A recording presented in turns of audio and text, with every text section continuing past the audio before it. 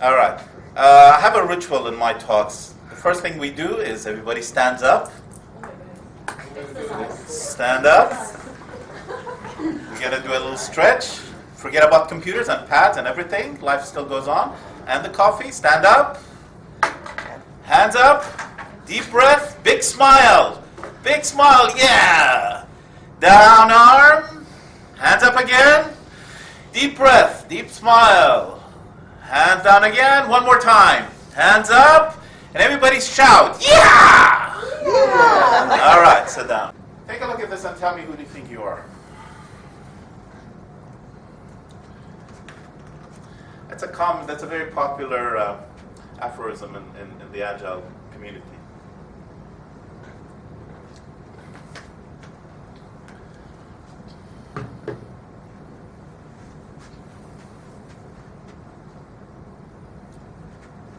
It's a cartoon. I didn't put Einstein's relativity theory up there. What do you think? Which one do you guys belong to? Safe to say we're all pigs.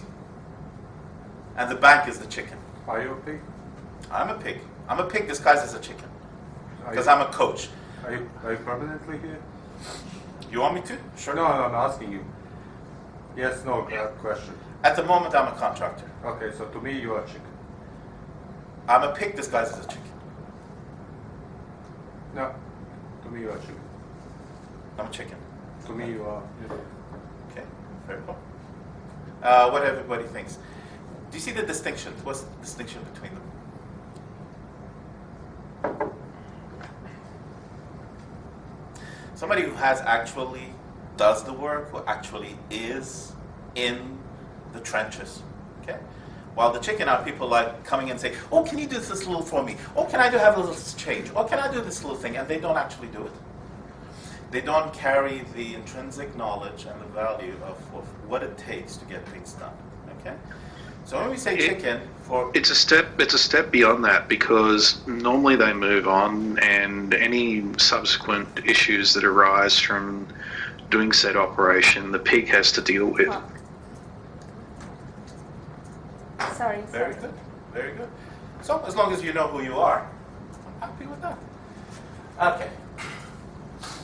A little brain teaser here. Somebody tell me, in what order are these seemingly random numbers are? Mixed order. Nope. There's an order. Looks random.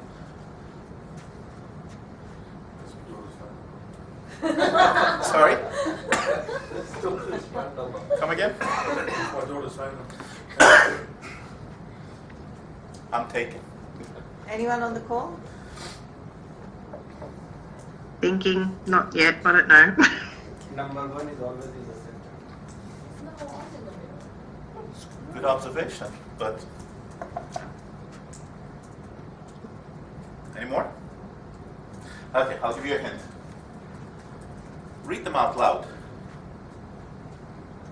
8. Louder. 8, 5, 9, 1, 7, 6, 3, 2. So, you see the order. 5, 4, 9, 1, 7, 6, 3, 2. In what order are they? Anybody on the call? Because somebody in the call figured it out yesterday. No? No. Who said that? Huh? Me. What? In what order? Alphabetic. Excellent.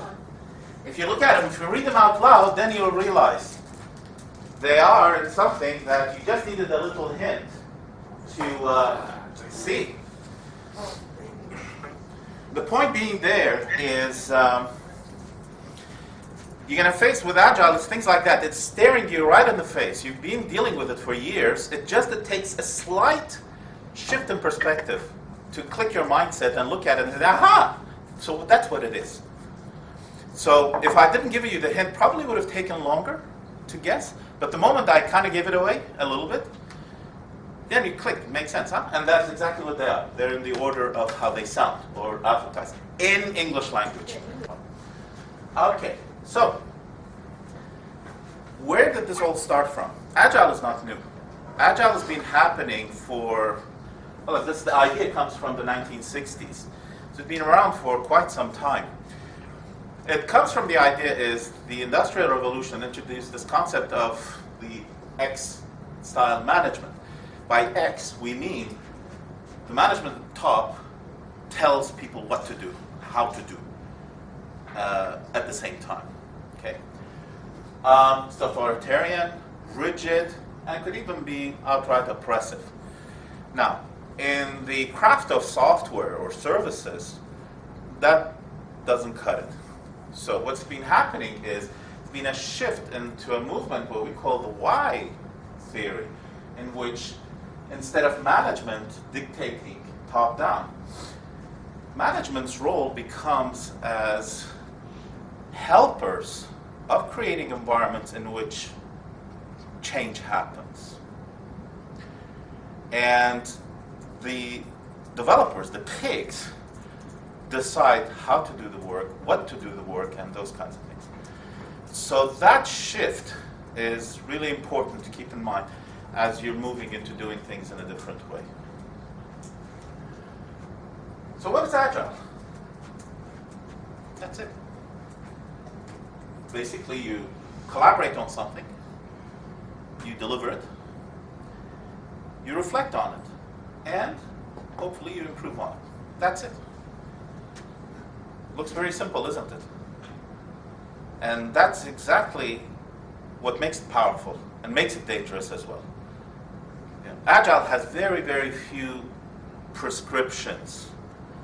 We hate Agilists, as Agilists, we hate, and you guys should hate, best practices.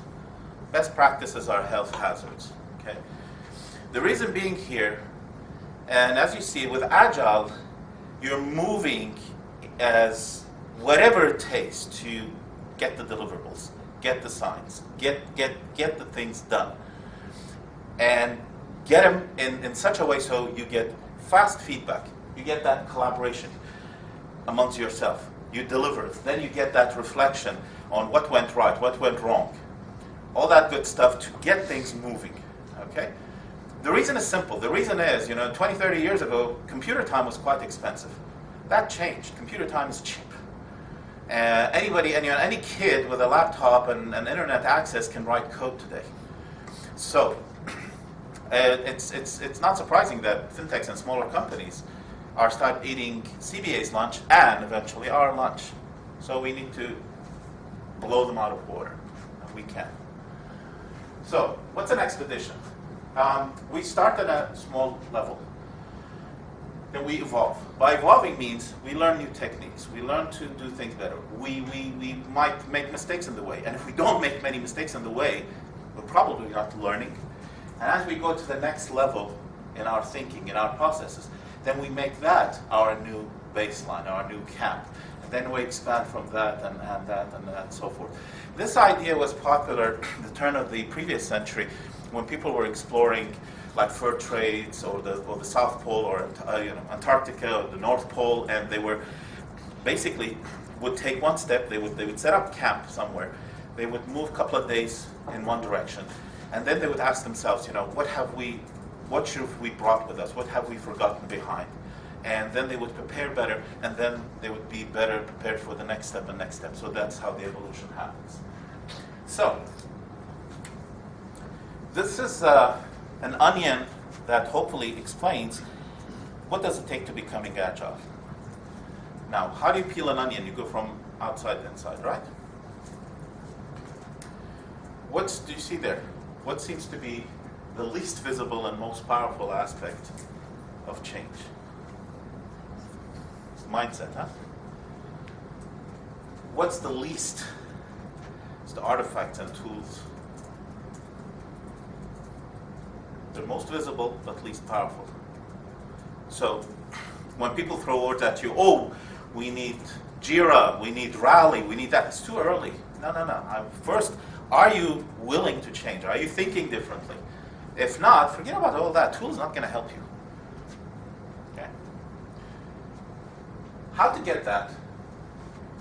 Some values and principles that a number of people who've spent a lot of time in this industry, in IT, in manufacturing, in service delivery, we're going to see those values and principles. You probably had some exposure to them, what we call the Agile Manifesto. Those kind of help you to get to that mindset change. Okay? And we'll look into the details about that. So, to be successful with Agile, think about it in these terms. You need to be aware that what you're doing today isn't good enough. And by good enough, I mean whatever you and the customer decide to label as valuable. Okay? The bank says you're not delivering fast enough. So would speedier delivery be considered value? Would cheaper be considered value? Desire. You have to think, you have to really, this is something no coach, no CEO, not any amount of money can persuade you. You have to change yourself. If you want to make a change the person that you're looking at in the mirror. It's like anything in life. Ability to succeed using Agile. Might have a pilot project, experiment a little bit. It succeeds, great. Take it out from there. And once you do that, you start having the buzzword around the company. Agile is not just an engineering discipline, it's not just a service delivery. You have to think of Agile as a holistic, as a complete organizational change. I have yet to see a company that Agile was confined just to engineering and delivery. It impacts marketing, it impacts sales, it impacts human resources big time. It impacts everything in the company. And frankly, once you get to that level, then hopefully you transfer that implication of your success and bring the other people into the Agile thinking. That's what it takes really to be successful. So, let's look at some of the companies here. All of these companies have adapted Agile. Agile technically as software and services been around for, I would say, roughly 12 to 13 years technically. It's been around longer, but all this time, these companies, I have a feel that you're probably familiar with these names. These are companies that I've interacted with over the years. I can tell you these companies got into Agile just in the last 2 to 3 years, technically, believe it or not, including Apple, which is a software company. Right? These guys literally moved into Agile, the entire company. They did one big agility transformation. It took roughly about 20 coaches. They did it. That was the decision of the CTO. She was brave enough to do it, and they did it. And PayPal is definitely one of those fintechs that CBA is concerned about. They were waterfall for most of their existence. They were more waterfall than you guys can imagine, and they did it. Amazon, Alibaba, Tesla, most recently I was in California talking to them. Same thing. They have, and guess what? The reason I'm bringing these up, these particular companies are very similar to how DXC does. They touch mainframe. They touch legacy. They touch mid-range, as well as what, I don't know why they call it digital, but to me, mobile computing. They do all of that. And they were very, very successful with Agile. And we'll see some numbers as we go along. So, how is my style of helping you guys? Did anybody here do martial arts? At all? No? Well, there's a concept in martial arts. I don't do martial arts. I got kicked in martial arts style in Hong Kong, but I don't do it. There's a concept of when you teach something, you do it in 3 steps. Can everybody read these? Read it out loud. Sao po le. That's in Mandarin, I guess? Cantonese, okay. In Japan, somehow, it's pronounced as shu-ha-ri. No?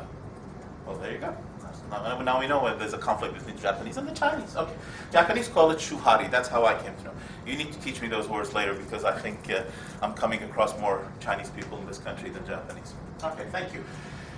What does shu and ha and ri means? Is that the first step, you learn something by simply copying the shifu.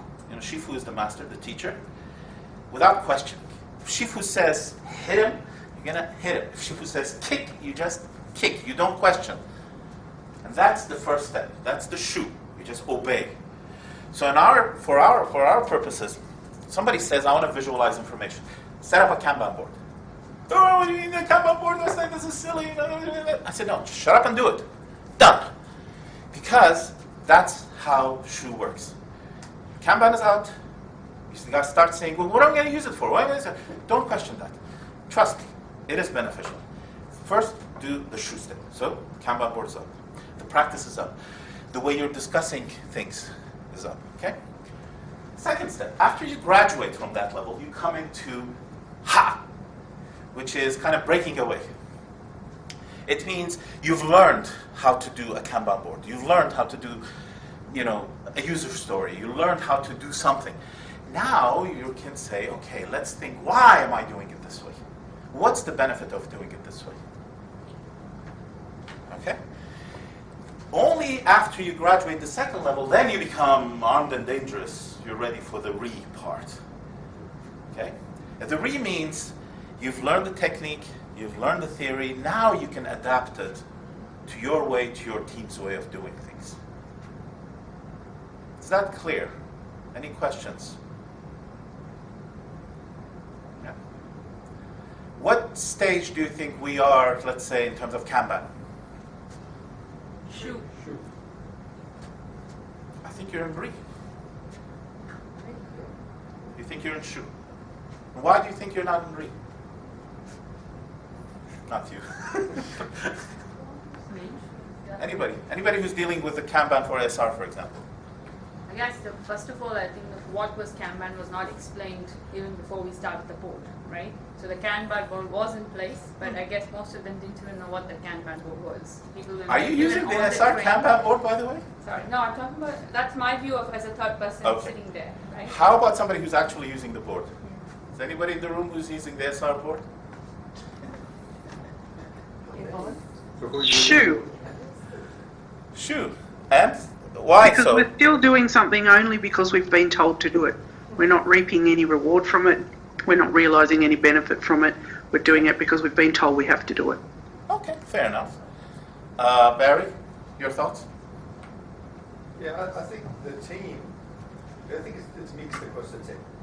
As Teresa's pointed out, if people are just, some people would be just doing it and not stopping to look at it maybe. I think other people are gaining some value out of it in that it shows workload and it helps them to, maybe helping them to have a visual view of their workload and what they need to do. And it's, I'm gaining something from it, and it helps me visually see the workload of the team, as well as there's actually a way of prioritising tasks, so it helps me to work with the team to have a common understanding of to agree on what the priority of the work is. So according to this, would you agree that you are past the shu stage? I guess to some degree that, yeah, Okay. we're past. Fair enough. Fair enough. So, having done that, so how to deal with, how to bring about helping you guys to change the mindset and go about applying Agile. Okay, so let's delve into the Agile manifesto. Like any manifesto, anybody knows what manifesto means? What does the word manifesto mean? Have you guys heard of the Communist Manifesto? No? It caused a country called became USSR for almost 40 years to follow a doctrine. It didn't work out, but it did work for 40 years. So what's a manifesto? How would you define a manifesto? Set of rules. Like a mission statement or a... Mm-hmm. It's a mission statement of sorts, yeah. So think about it as a mission including choices, that you do certain things certain ways and certain things other ways. Make sense? So actually the manifesto of these, a lot of software developers are leftists. Okay? And it's got the inspiration from the Communist Manifesto. Except this one really gives benefits. The Communist Manifesto only made certain, two-legged pigs rich and famous. Anyways, so let's get into these. Repeat it after what you see in the slides. Out loud.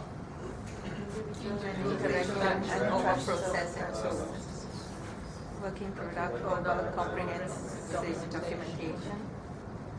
Customer collaboration over contract negotiation. Response to change over following a plan.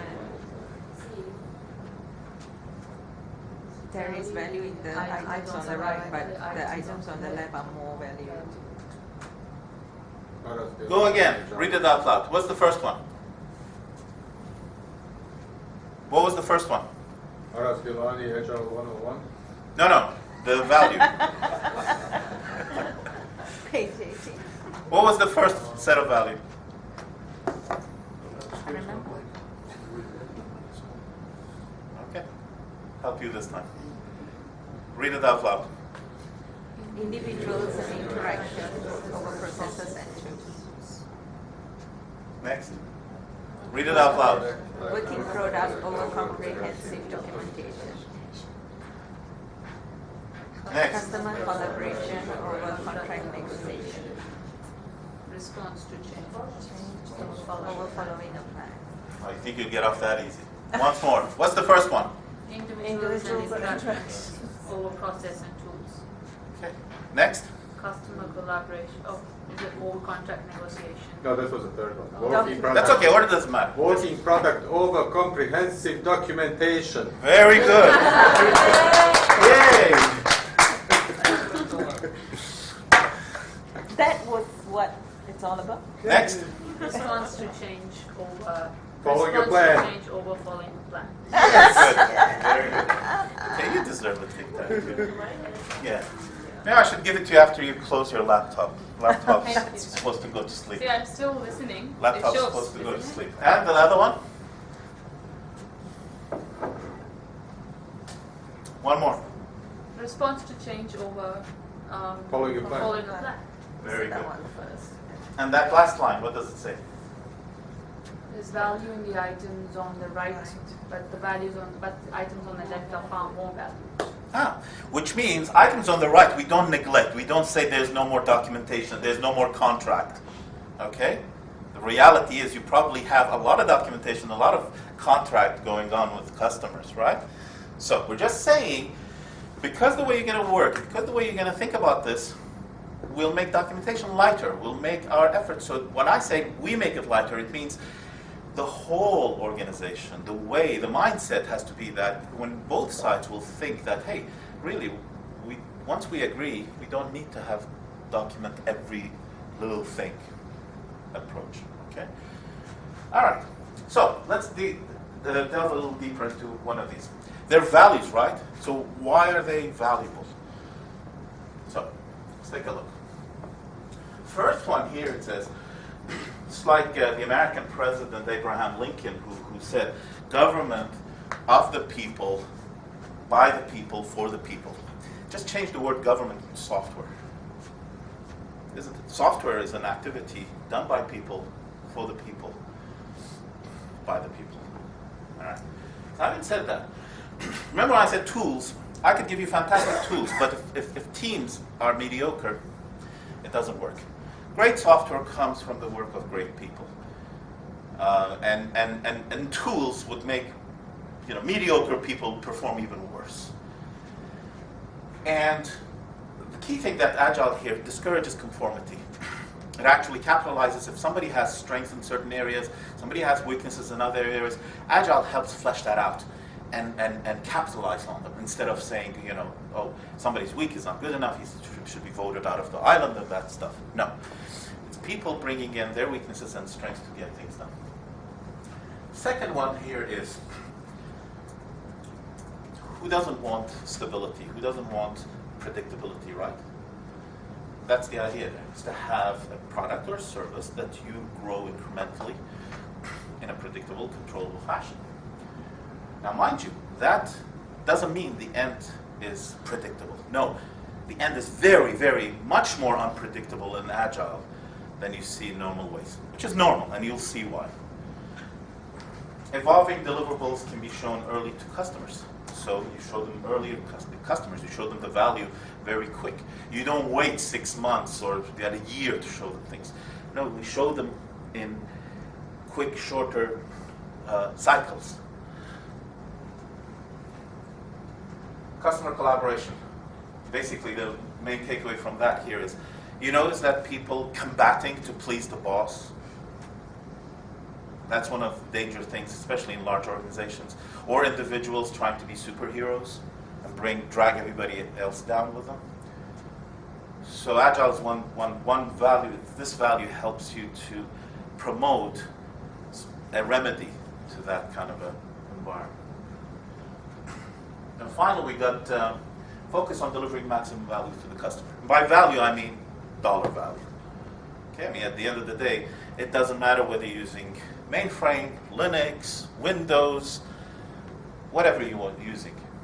If the customer doesn't see value, if you're not delivering valuable things, well, it's a waste. So, having said that, if everybody comfortable with the values, any questions about the Agile values? You want to list them one more time? Okay. Let's list them one more time. Individuals and interactions or Okay?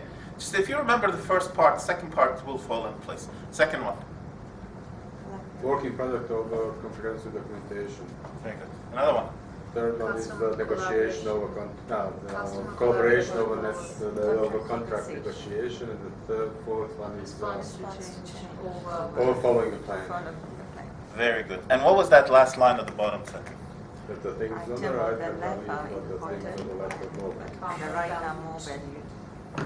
The things on the left are more valuable than things on the right. What that gentleman just said is a side effect of memorization. I could repeat this 50 million times and you guys will memorize it. The only time it will be valuable is when you're actually faced with a project, and then hopefully it will click in much better. For now, keep it in mind. It's good to know and it's a good starting point. But one thing you should realize, memorization doesn't help you. Absorbing the knowledge and adapting to it and having the shuhari approach, that's what's going to work for you. Okay. So, now we have a set of values. Here are some principles to go about applying those values in work. And I'd like you to read them out loud here. These are the shorter version, by the way, of the full version of the values. And I thought, a couple of words would be enough. So, let's start reading them out loud. Number 1. Satisfy customers. Number 2. Welcome change. Number 3. Deliver frequently. Work together. Number 4. Work together. Number 5. Trust and support. 6. Converse Face to face. 7. Deliver working product. 8. Develop sustainability. 9. Continuous improvement. 10. Maintain simplicity. 11. Self-organization. Once again. Self-organization. Okay. 12. Reflect and adjust. All right. Let's see why. Satisfying customers. Early delivery basically means early customer feedback. Okay. Some of these I'm not going to read everything for you. I'm going to flip them through so you can have a quick look at, and we'll ask questions about it. Okay. So, satisfying the customer. How do you satisfy the customer? Early and frequent delivery of software. 2. Change can be welcomed and should be welcomed at any stage in development. In Agile, even if it's late, we welcome it. Okay.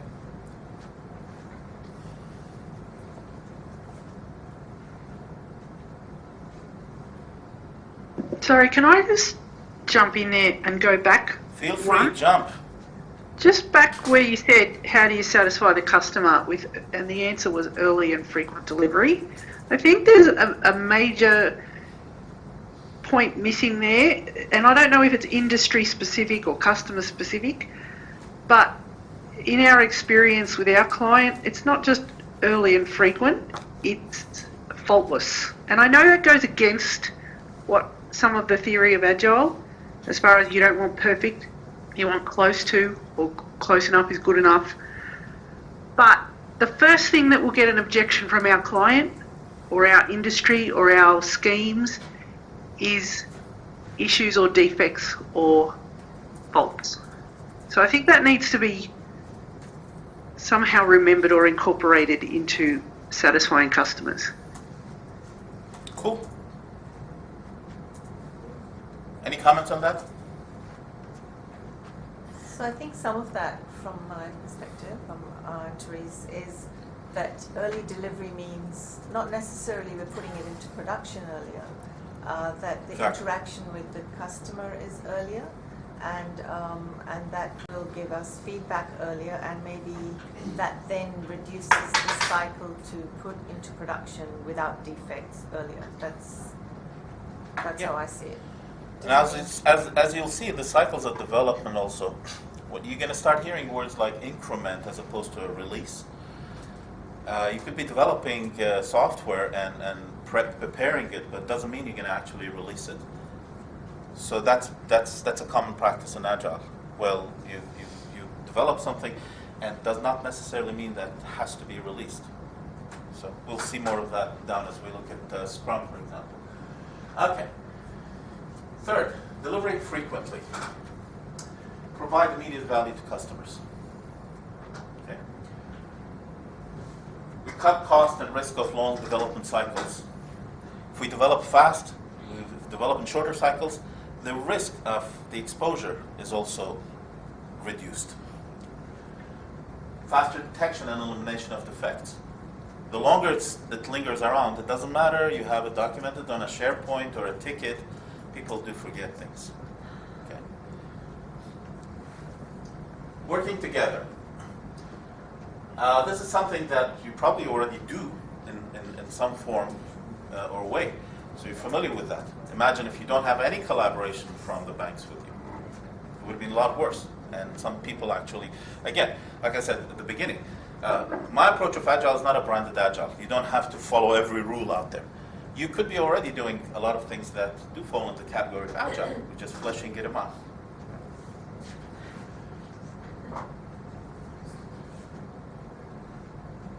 Trust and supporting teams.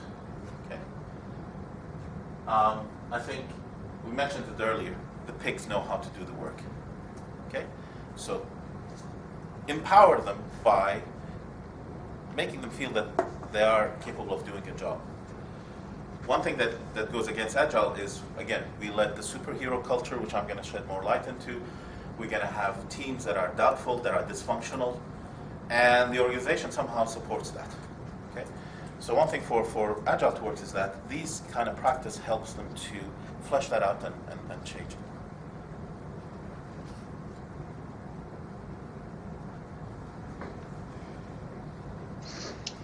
Why is face-to-face conversation?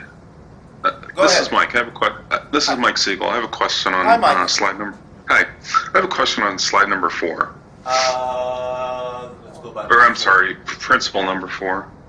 Working together. Yep. So, we talk about clarify requirements just in time.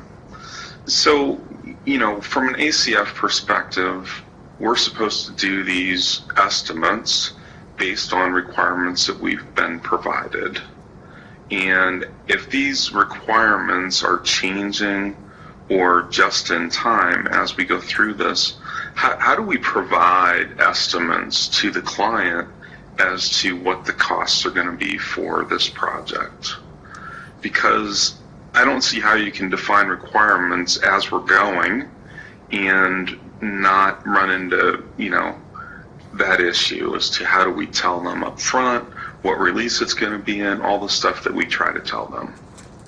It's a great question. Short answer for now, and I wish I could dispense the chocolate for you, but I can't do that, so I'm parking it right here. We'll send you a chocolate one way or another. That question has been asked, actually, a couple of times, and that is something that I'd like to dive deeper into when we'll be talking about Agile estimations and story point estimation, that kind of thing. I'm organizing a upcoming session where we're going to dig deeper into those issues. And my approach for that here is if it's something that can be worked around it, then fine. If something that's working just fine, then don't disturb it, that kind of thing. All those details we'll touch on that. We'd be more than happy not to have to provide estimates and just go forward. Doesn't everybody want to? Okay, I'll wait until we get into that discussion then. Sure. I'm assuming in the future. Thank you. No problem. 6, we covered 6, right? Okay. What's the benefit of face-to-face? Be it face-to-face in person or face-to-face over a good video link? Why don't we just stick to other forms of communication? Yes, sir. People are much more polite face to face. Okay. You are They're able. less polite over the phone and even less polite over email.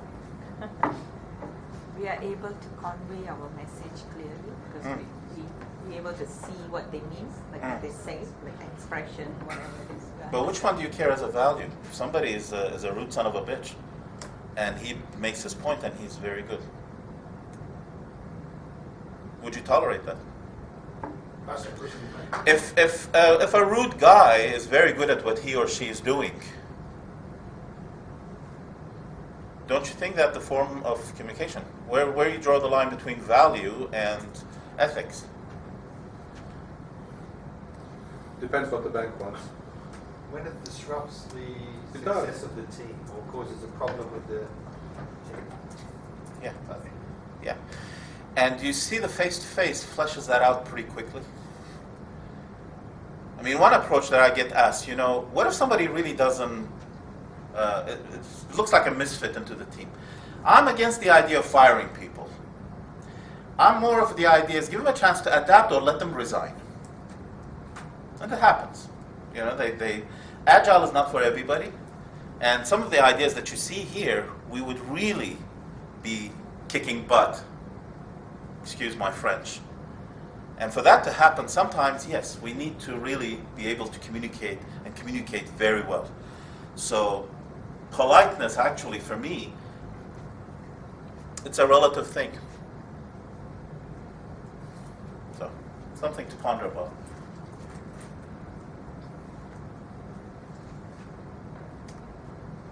What's the sole measure of progress in our world? It's the software. It's the product. It's the service that we're delivering. So I think that's fairly straightforward. But the one thing that's dangerous about Agile is that there ain't a whole lot of prescriptions and things to do. I mean, like test-driven development or pair programming or mobbing, these are barnacles that they have nothing to do with Agile. They came from older practices, and Agilists used them. You're going to see more of these. What you use doesn't matter. But what's important is, are you collaborating, are you learning, and you delivering value continuously? Right? So that's what really this is about, is that you deliver, what you deliver should be working, should be hopefully coded, tested, bulletproof, may or may not release, right? And that's what we mean. Deliver, always be delivering a working product. Let's talk about the superhero issue. Take a look at that and tell me, have you guys, without naming names, can you identify with people like that in the organization today?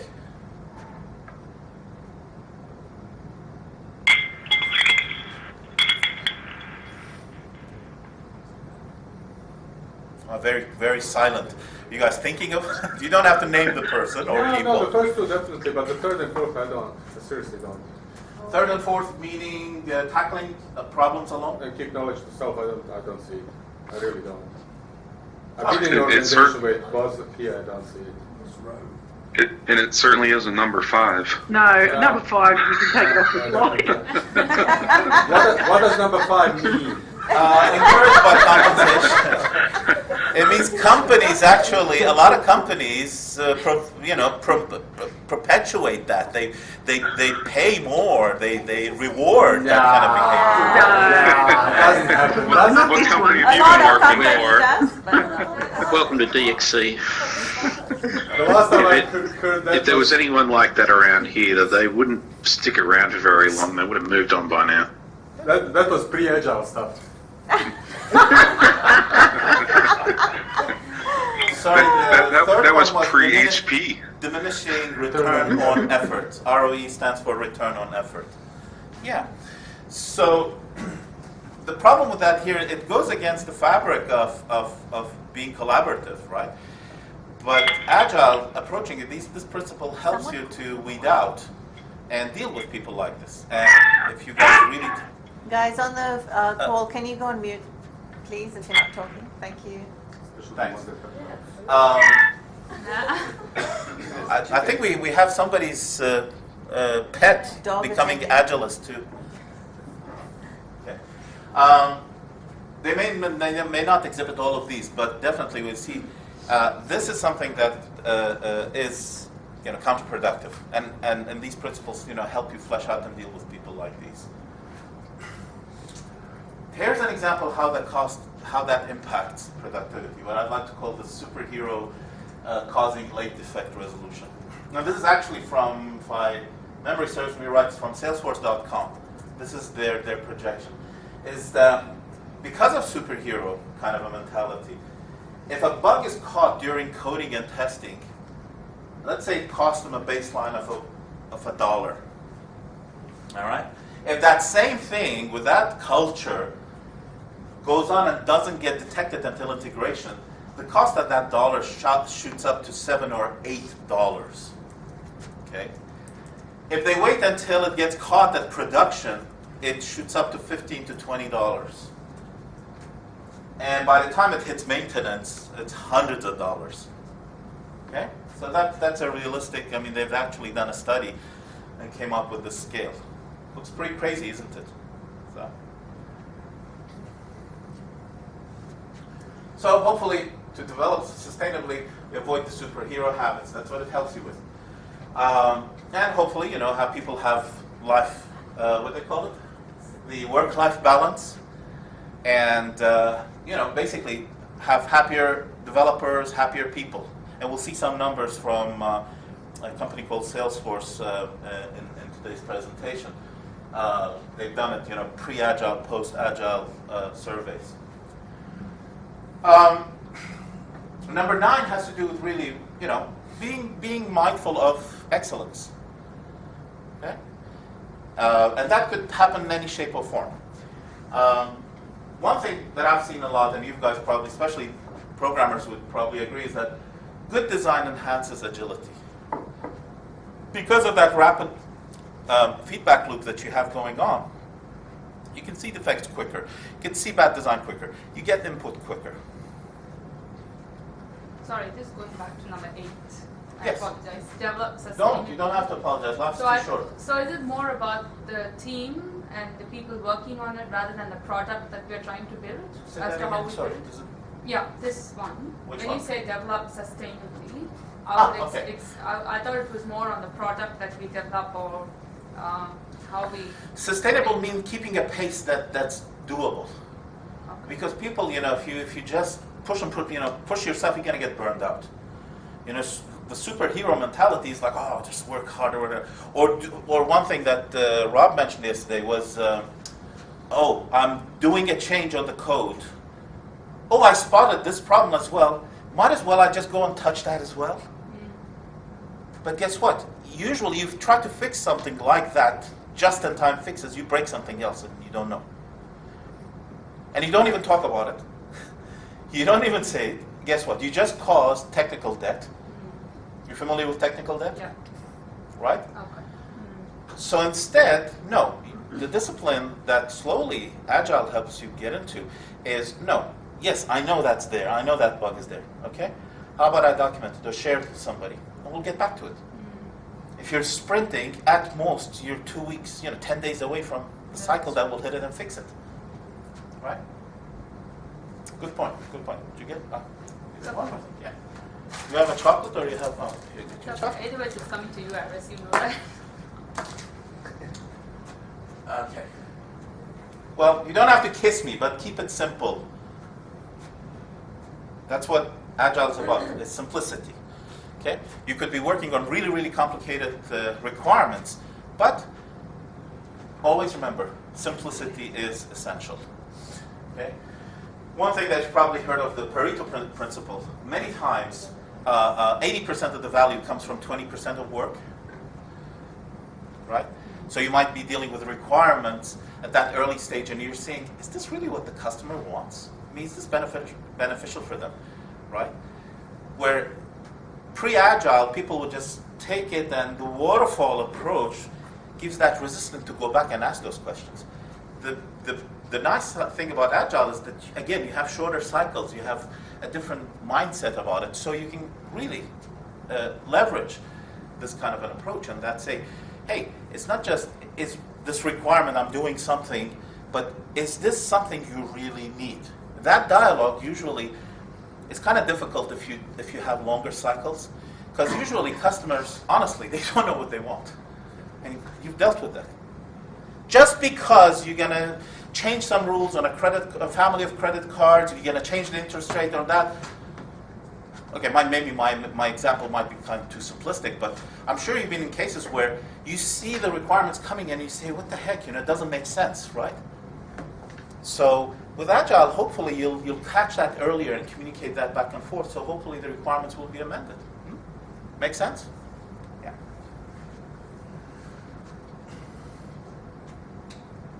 Best work comes out of self-organization. Okay? So one thing that Agile always tells people is be self-organized, be cross-functional. Okay? And by that, we say, one simple idea there is pigs, not the chicken, know best how to do the work. Okay? So the less interference from the chicken, the better. And finally, we have something that's came about to be very valuable to teams, and that is retrospects. What's a retrospect? You do two things when you deliver a project. You deliver the project itself, right? So that's, as you deliver that, you go through cycles where the customer reviews your work. Okay? They see the value implemented and all that stuff. But what about the team who did it? How did you do that? What are some of the things that worked for you? What are some of the things that don't work for you? So Agile promotes that idea of retrospection, and that is really you reflect on what you've done and pick and choose what had worked for you, what needs to be improved on, and things like that. So in Agile, you give as much importance, probably more importance to retrospect than reviewing, because that's the opportunity for the team to get to know each other better, even if they've worked for a long time, to get to know their own abilities and reflect and adapt and reflect and adapt and evolve from that. So, now having said that, how about we take a little time and you guys tell me, now you've seen the principles, can you tell me some of the ways that you can apply them, or you are applying them today?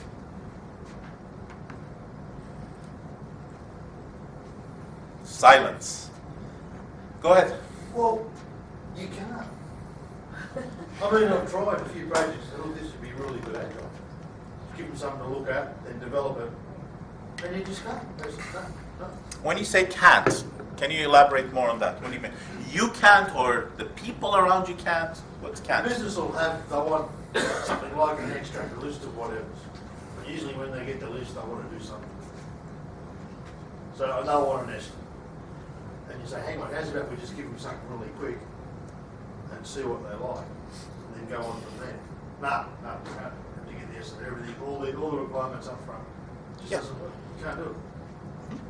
Do you realize that it's something that is about to change, and they are working on changing in the new ways of working, because they realize that doesn't work anymore.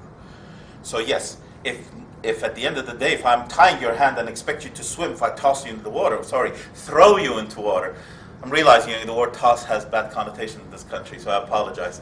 So if I tie your hand and I throw you into the water expecting you to swim, you can't swim, right? So yes, there are situations where you might be really limited, and I've heard that concern a number of times from your colleagues. But then I look at it as a chance to say, hey, if we know that's a weakness, let's focus specifically on that culture, that mindset. And guess what? If it's one or two people, they're out the door pretty soon. They're not going to last. Simple. Do you want to let PayPal and the fintechs eat your lunch? Yes or no? Very simple. So you're going to change. You do it the new way or the highway. Sorry, folks, it's really simple.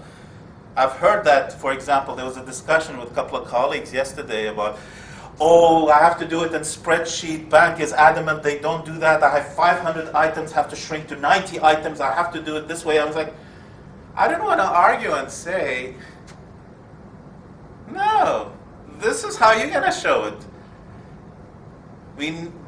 The way we're headed, honestly, guys, is like we gotta have a lock-in.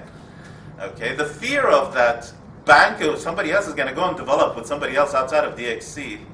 Forget about that illusion. We're gonna lock them in. Okay, I'm sorry, I'm kind of being a bit out of context now, but courage is extremely important here. I have good news for you. You guys are already trying things, and the bank is realizing. We had visitations from people at the bank who they take pictures of our Kanban board. I don't want to name names. Senior people who come and visit because they don't know what they want. We know what we want.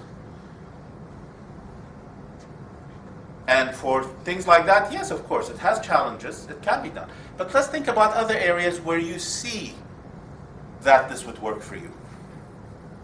Aras, I got a question. Yes.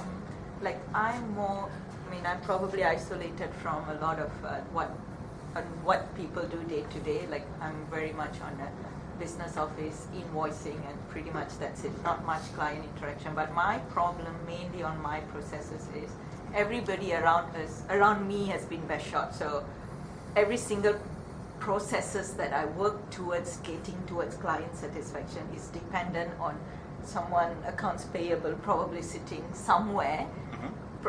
You know what I mean? Like, so how do I then adapt this to my day-to-day? Because I'm too much dependent on people because the company as a whole has processed outsourced. How does this work then? My immediate answer is something that to be discussed in depth later. We can have a one-on-one on that.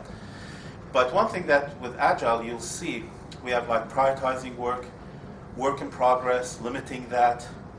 There are techniques that Agile helps you with that. And that's something, you'll get an introduction for it now, especially in terms of prioritizing work, what we call product backlogs. It doesn't have to just mean requirements for software. It could be applied for requirements for your operations, right? We'll get some more of that down the road, and we'll have a one-on-one. Sure. So please do keep it in mind, because I'm looking for topics for those deep dive sessions that we're talking about. Sure. That's a good question. What's your chocolate there? So any yes, before sir? you go on, 6 face-to-face. Yes. We're being spread regionally, overseas, everything else, to work on multiple projects. We're being forced to go out and get resources overseas, right? How do you deal face-to-face in those sort of situations? Like we have situations with some of the ACF teams are no longer working in an office. They all work from home. Yes. Right, so face-to-face, multiple regions, how do you deal with that sort of situation? When I say face-to-face, yes, ideally would be co-located in the same geography, similar geography, but the technologies for communication, using Skype, using face-to-face communication is very helpful. In terms of addressing whether Agile, whether some of these techniques work on distributed teams, yes, they do. And they work very successfully. Like PayPal, for example, has teams overseas, I believe in the Philippines and where else, but they do have time zone challenges that they've overcome. They do have distributed stand-up meetings for their updates. So there are workarounds about that. Now, certainly, when it comes to actually core development, it's ideally, it's the team, like when you say ACF, that's something that we're looking into to see how can we really change. It starts again with the change of culture and a change of how things go about happening there. So, if I were to deeper into that, it's kind of that's a whole topic by itself. And what I can say at this point is, there are techniques that necessarily aren't agile labeled by themselves, but they help. For example, the pair programming, the mobbing. I'll show you a couple of examples towards the end, where the entire team, for example, works on a single keyboard and mouse. 5 or 6 people huddle around one keyboard and mouse, and they have big displays, and their productivity is incredibly high. And I'm talking about like software developers, right? So there are ways to work around that. Now, there are ways, of course, where if a process that has problems that you can't change, well, then that's the answer. I mean, if that's a bottleneck, and if too many people work away from home or in different time zones and they cannot converge, well, that needs to change. Okay. Does that answer your question? I'm sorry, I'm trying to... okay. Anything else, guys, that comes to mind? Now it's 11 o'clock, and I still have quite an amount of material to go through. So we'll take a break soon. So Agile is hard, okay, but it's worth every penny. And that's something I want you to keep in mind, and we'll touch on some of the challenges and benefits of Agile. So here we go. Agile really helps. I mean, if you have a project that takes less than 3 programmers and less than, say, 100,000 lines of code, if it's a software, Agile is overkill. Okay, I mean, Scrum is overkill, Kanban is overkill. Okay. At the same time, if it's something too complicated, and that's at the edge of anarchy, it doesn't matter. You call it Agile, you call it waterfall, nothing will help. But anything in between is fair game for Agile. Okay. So, here are some of the challenges that the community of practitioners and that came about. And there's many more, but I picked these to go over them, and we'll take a closer look at each. Some of the challenges of bringing agility to an organization. Change is not entirely bottom-up or top-down. I mean, we have the gentleman on the right here. He used to fire people on a TV show. Even he can't do it alone. At the same time, the French Revolution and that, people from bottom up changing things. Well, that used to work. But as you see, and especially in a software or professional services context, it doesn't work. So Agile basically says, well, it doesn't work. It's a blend of both. And that's a challenge. Because some people are comfortable with what's that famous song from Eurythmics says? Some of them want to use you, some of them want to be abused. It's with Agile, it's a blend. So that's one challenge, that people having a certain mindset need to look at it differently. Remember when I said the unpredictability of the end result? So you were looking at it. Some people look at this is the work that's done, right? But for some people, they will have different point of views about it. Okay, so that's a challenge.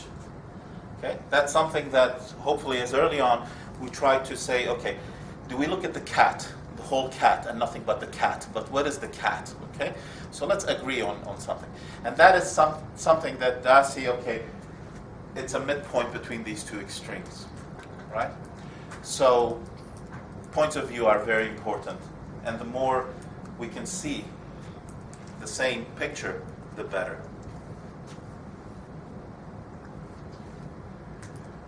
Agile is pervasive.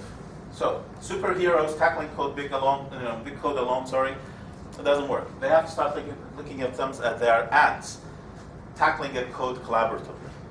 Okay. We code, they test. That's something very big in this organization here, right? Well, that needs to change. Okay, and that is by introducing test automation, by introducing different approaches to testing, so that the testing and coding happens much closer to each other. Again, the superhero, who works day and night, instead we'll say, no, just let's commit to what we can in this sprint. Make a note of, yes, we know that those problems are also there. You have another sprint to take care of. So That sort of an approach. Agile is dramatically different. Okay? Let's take 2 examples. Testers need to learn that testing is also about conformance with user needs and not mere validating functionality. So in true Agile sense, even a tester can raise a concern and say, hey, really, is this beneficial to the customers? Is this valuable? So they're no longer just do this, do that. No. Everybody needs to be heard. And that is a challenge. So programmers need to learn that a fully considered design is not always necessary. Yeah. That doesn't mean you do a half-baked cake. No. Again, with Agile, how we're going to see that we start chopping work into smaller chunks of doing. Hopefully, we can overcome this challenge. Agile moves at the speed of thought, honestly, because it's a mindset change, right? So, there's a book that I recommend called Future Shock by Alvin Toffler. It says, too much change in too little time. A lot of people are intimidated by Agile because they think you have to change so much and you have so little time to do it. And it isn't. Okay. I mean, one argument that I always hear is from mainframes to minis to PCs to web to cloud to mobile in 40 years. So what? It's not a problem for me. I come from a software development background. It's not a problem for me. But for a lot of people, it's a concern that it's a fastest moving change. But it's a challenge, so we need to work about it. And, like I said, best practices are a health hazard. There's no rule that says, oh, every day at 10 o'clock we have to meet for a status report. That's nonsense. It doesn't work like that anymore. Okay? You meet only when you need. Okay? So, in the Agile fashion, you'll see we'll have daily stand-ups. They might last 30 seconds. They might last 1 minute. Okay? Just a quick sync up. And that's it. Go back to work. Instead of booking a room and sitting there and waiting for people to huddle up around the chair and sit down. No, that's out. That's gone. Okay? Now, what are some of the rewards of Agile? Here's a number from Salesforce.com. After applying Agile, especially look at the third row there. Better business and IT alignment, right? This is some big concern for us. Today they're looking at anywhere from 39% of people they say they improved, and 27% people they say it's very improved. Here's an example in terms of defect management from Adobe with a product called Audition. Look at the scale of the open bugs before and after applying Scrum. Do you see how dramatic it is? So that's real data. And that's of a span of about 18 months. I like this one from Salesforce.com. This is the cumulative feature delivery over a 2-year period. The first one, they tracked pre-Scrum waterfall style delivery. Here are some of the things that we've seen as hindrances to Agile. And we'll go into details about each of these.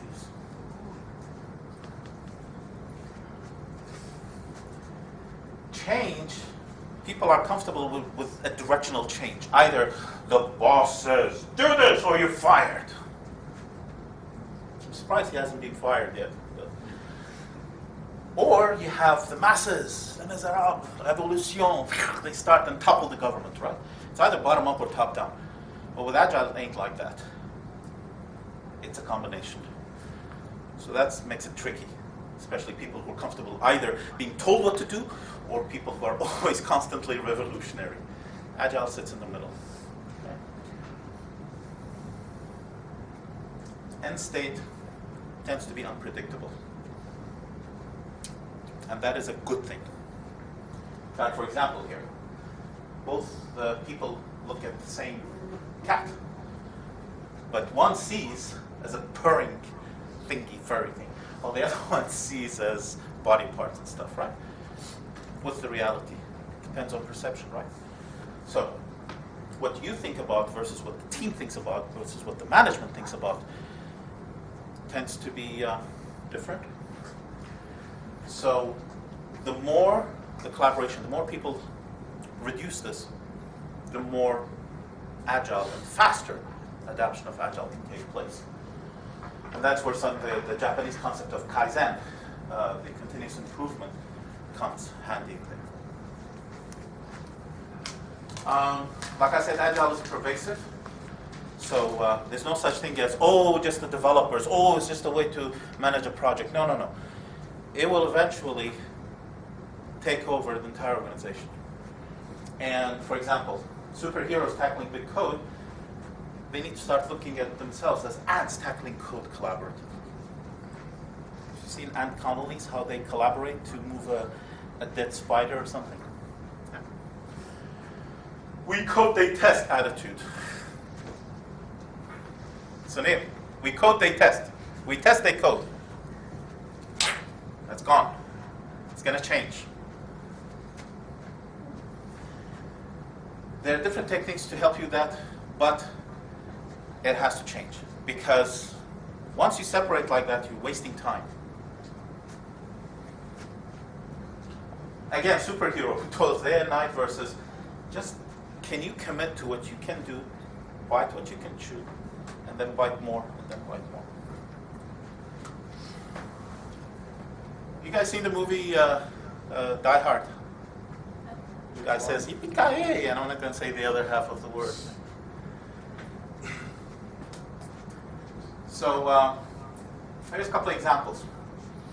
Testers need to learn that testing is also about conformance with user needs and not mere validating functionality. Programmers need to learn that a fully considered design is not always necessary. Okay?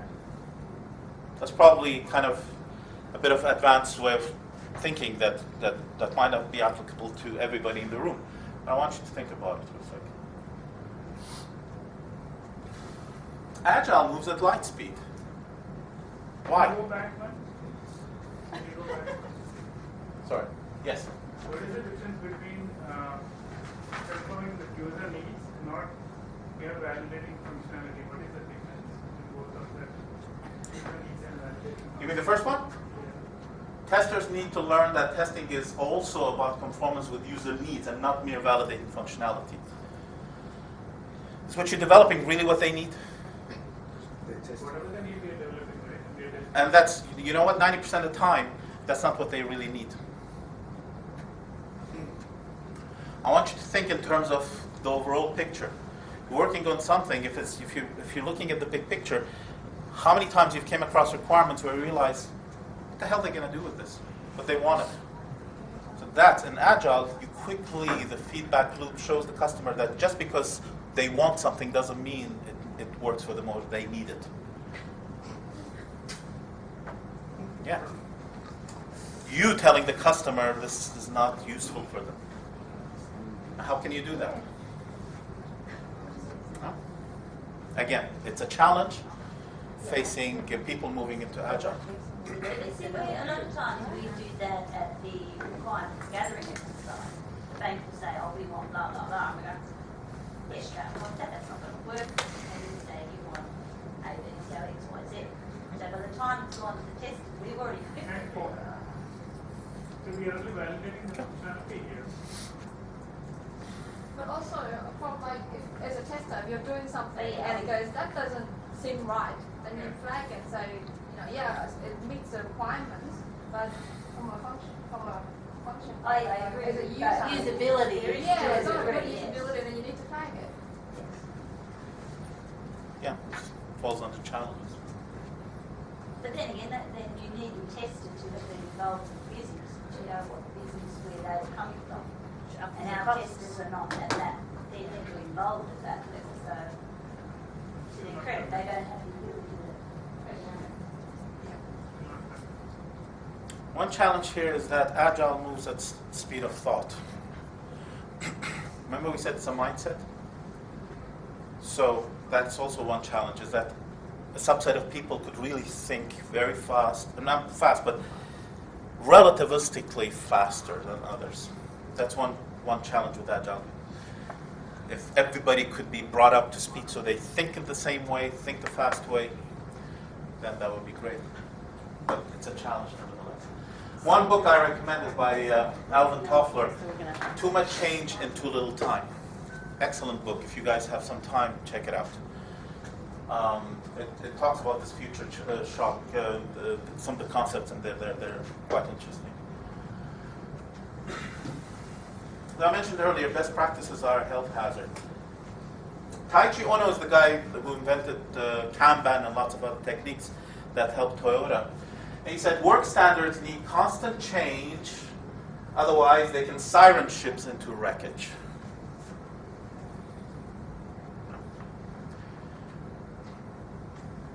It's easy to say, now I have all these processes, now it's automatic, now I can relax. Wrong.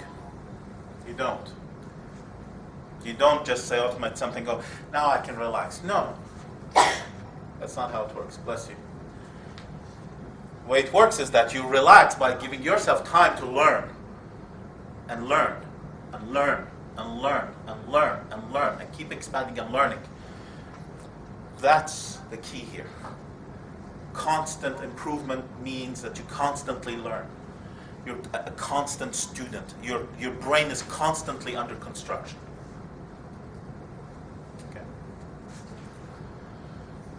For example, the best practice says, all daily stand-up will happen at 10 o'clock in the morning. Why? You can understand, okay, you have teams in different time zones. That's the only time zones they can meet. But so what? If that practice doesn't help you, it doesn't have to be cast in stone. Now you guys realize why I don't like Outlook and Outlook scheduling many times. I like pen and paper.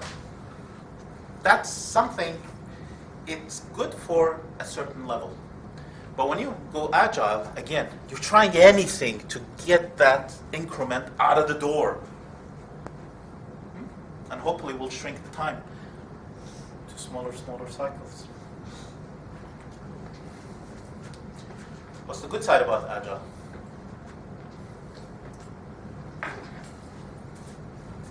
I like the fact speeds. These are actual numbers from Adobe and Salesforce.com, companies that I've had dealings with over the last few years, on and off, small and large.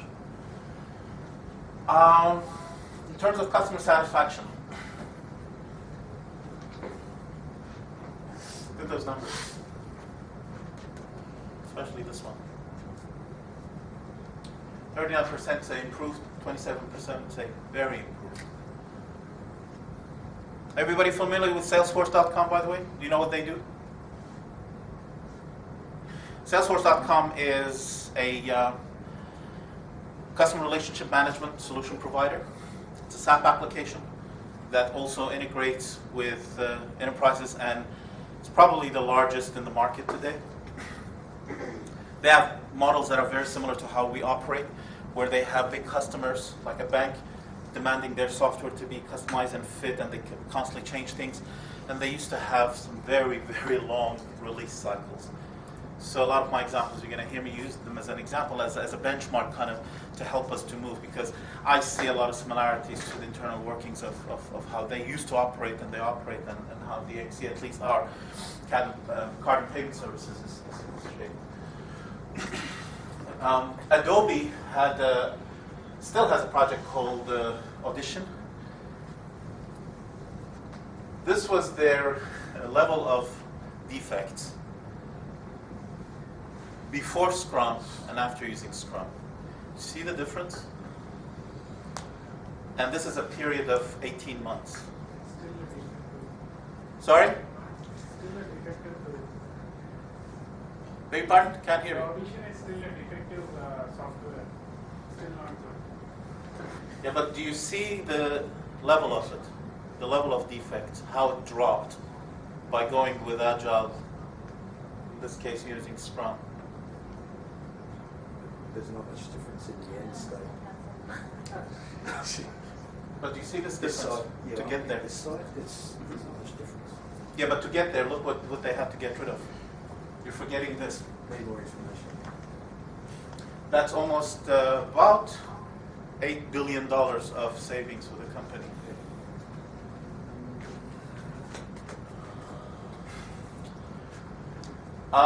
This is showing you the cumulative number of features that they could successfully push out to the market. Again, they ran 1 year, they benchmarked it using traditional methods, and they ran the following year using Agile and Scrum. Look at the numbers. That is doable. That is a real company out there. It's similar in structure to us. They can do it. And that's 10 years ago where a lot of things have changed, technologies have changed. So that is a huge benefit, as you see there. Any questions about this? Does everybody understand the numbers here?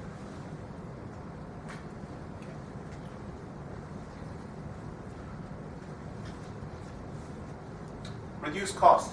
This is Salesforce 15 months post Agile. They used to they reported anywhere from 10 to 70% cost savings. In terms of productivity, they went anywhere 14 to 384% productivity.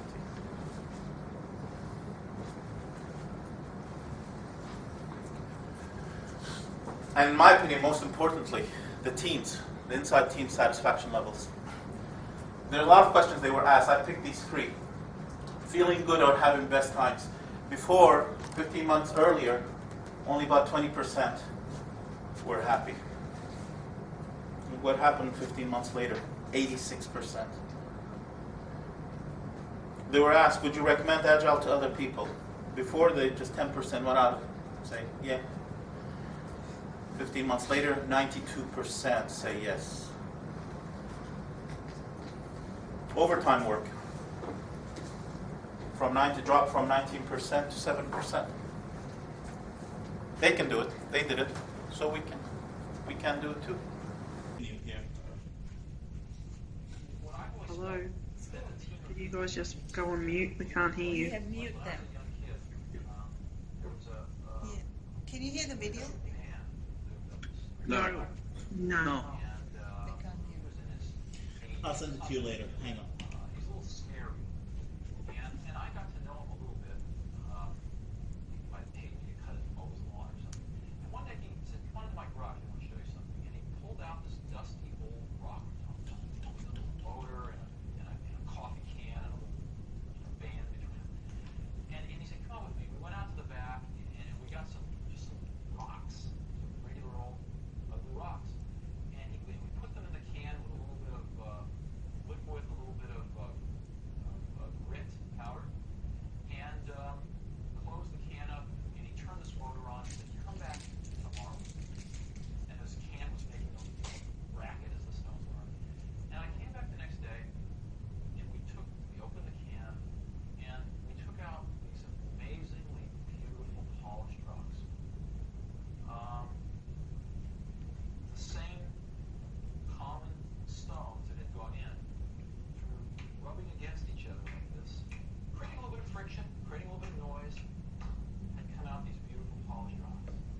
And that's always been in my mind my metaphor for a team working really hard on something they're passionate about is that it's through the team, through that group of incredibly talented people, bumping up against each other, having arguments, having fights sometimes, making some noise, and working together, they polish each other.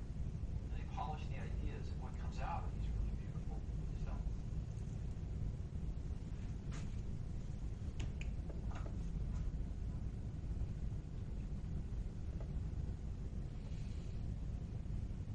Any quick thoughts and comments about that video? I'm sorry I can't share it with everybody right away, but I'll send the link to everybody so they'll be in sync. That was Steve Jobs shortly before he was asked back to the company he once headed and formed. I think it says a good point about teamwork. Yes, there's going to be a lot of friction, a lot of banging, just like we're having in our session today, which is fine. The end result here is to come up with those polished rocks. I think we can do it. I'm going to touch on, again, with the brevity of time that I have, I'm going to touch on some concrete stuff that people have been doing over the years that's really not part of an Agile or waterfall. They're just practices that seems to stuck themselves into Agile that seems to be helpful. So these I'm shedding some more on that, and I'm going to briefly talk about some of the methodologies like Kanban and Scrum. And in future sessions, I'm going to have a deeper dive into these, okay? So again, because this is 101, and I'm trying to just introduce you to some of the things.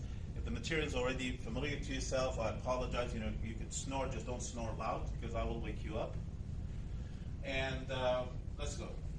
So, okay, well, keep Shuhari in mind. So, I'm going to cover Fibonacci numbers, a bit of relative estimation and story points, user stories, epics and decompositions, backlogs, and team velocity.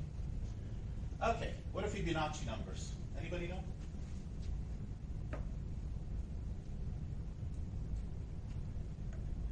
On the call, anybody know what Fibonacci numbers are?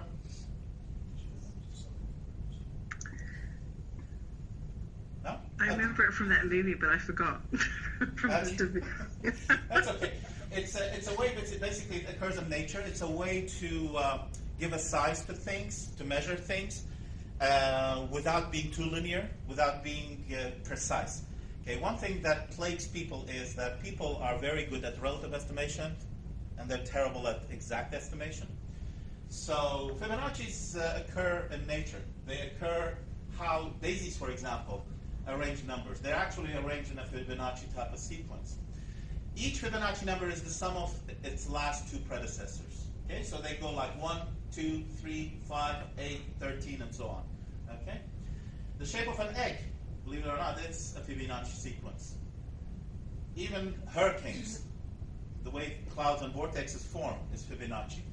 And we also have a certain guy whose hairstyle follows the Fibonacci sequence. What Fibonacci numbers are useful for is that when you measure size, they tend to give you a relative, more practical way of gauging the size of or complexity of a requirement. We'll get into more of that a little later. What's a story point?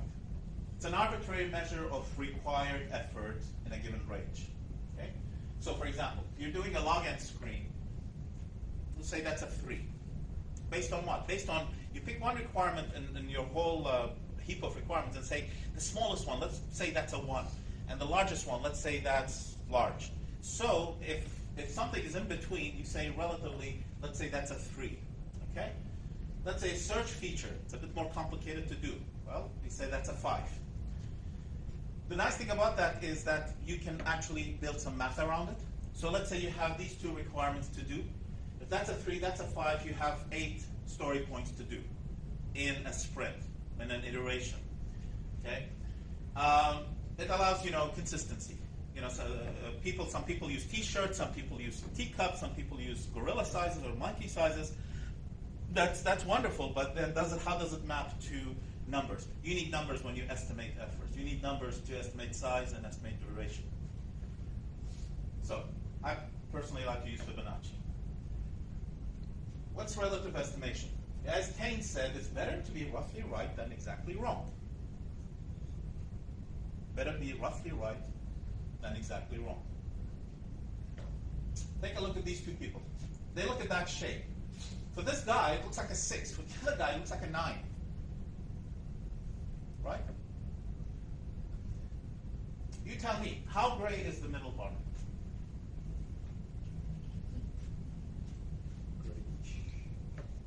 You think the left side is lighter than the right side?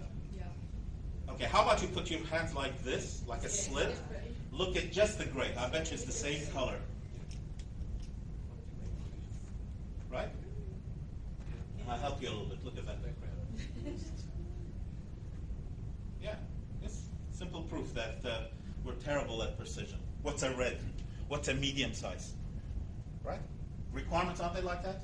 Or words. Words are the most horrible way to describe things. System shall do this, system shall do that. 100-page requirement document. Forget about it. It doesn't work.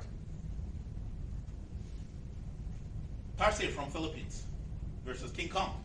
We're very good at that, huh? We know how big is each, right?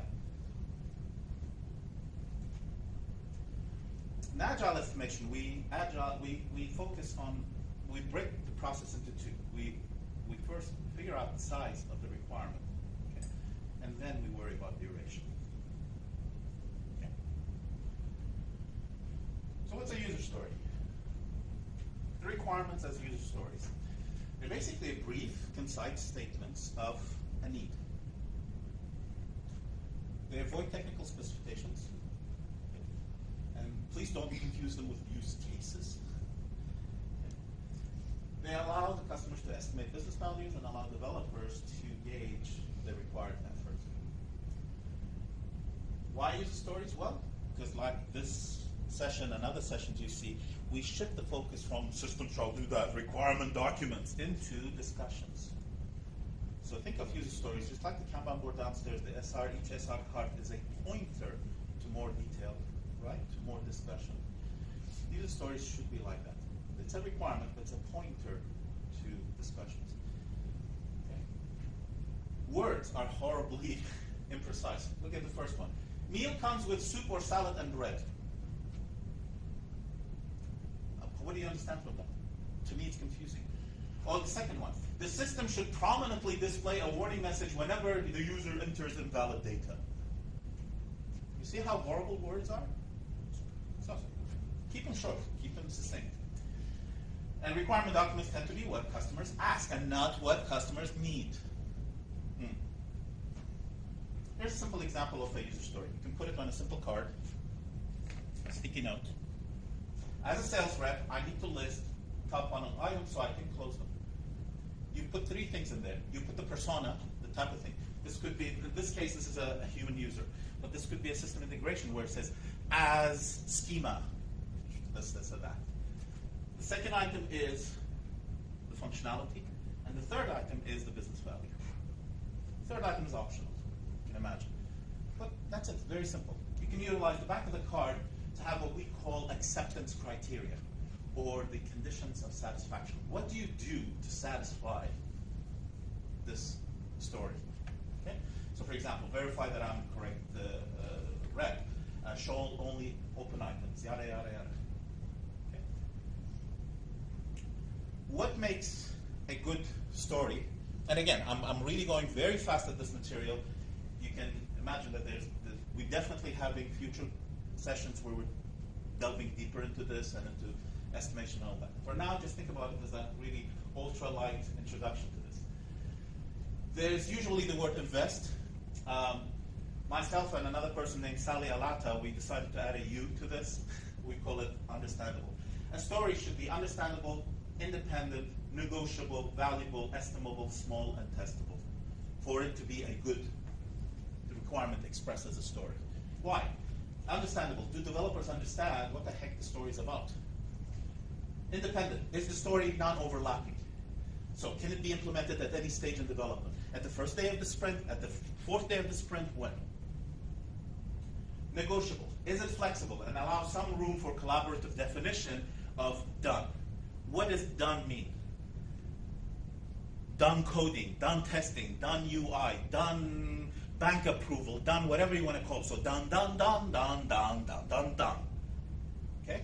What we call DOT, definition of done. Valuable. Well, that's self-explanatory.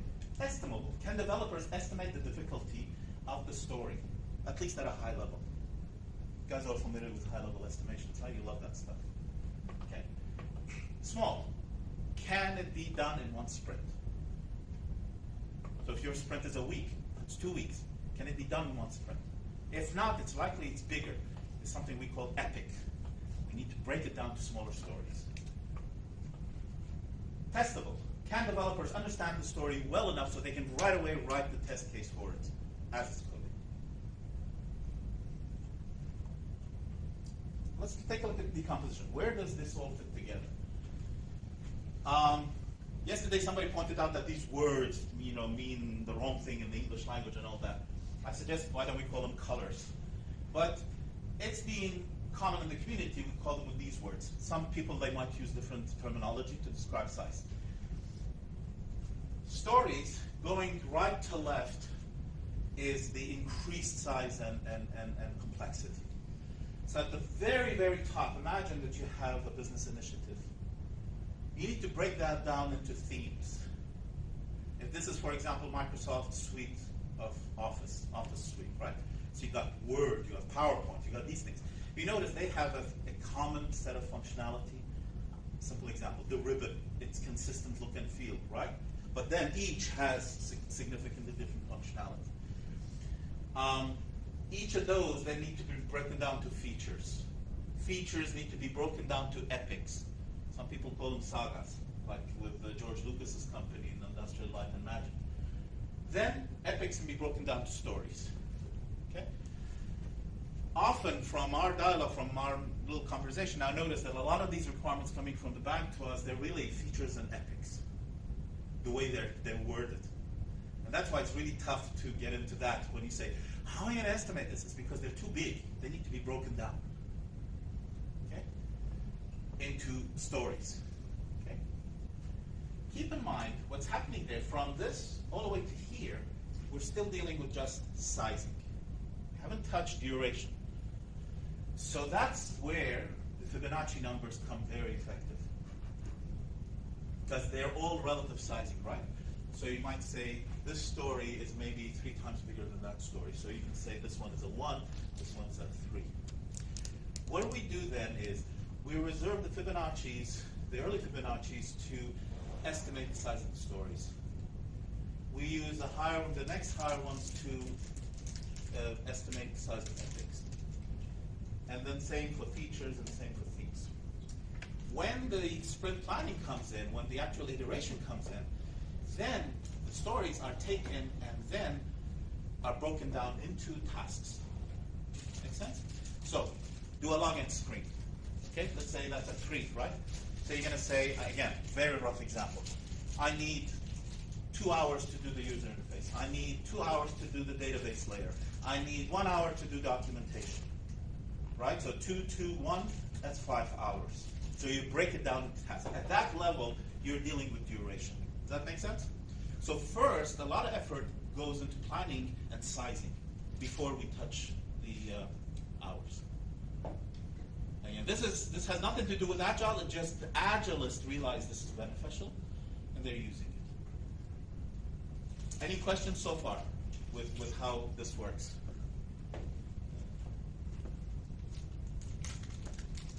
Okay. Can you give me an example of a story? Can anybody give me an example of a story? People on the call, anybody?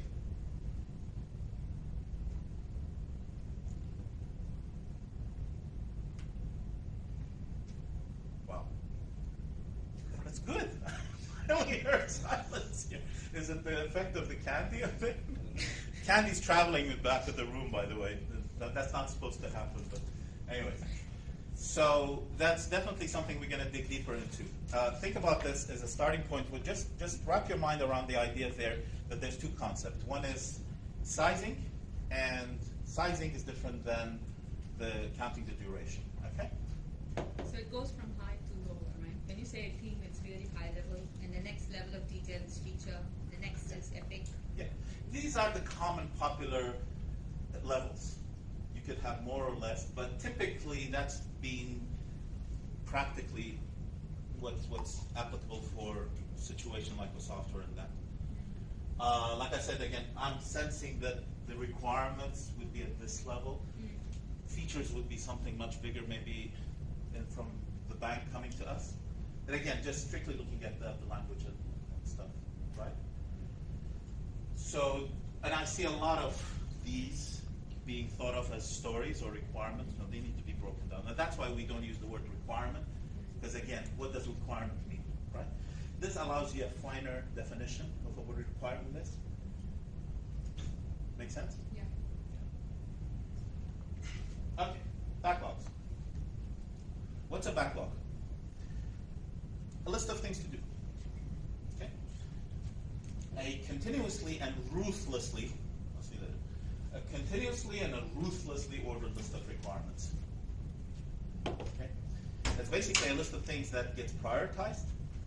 You throw user stories, your epics there, you organize them, and the idea there is the most granular items. Think about this kind of like an iceberg where the factor body is underwater and the top is exposed. Okay. The way it's organized is the most valuable items for the business go to the top. Most valuable items go to the top, less valuable go to the bottom. And a product backlog is your initial list for a project. Okay? It will be the single source of the project requirements. And it's usually organized by somebody called the product owner.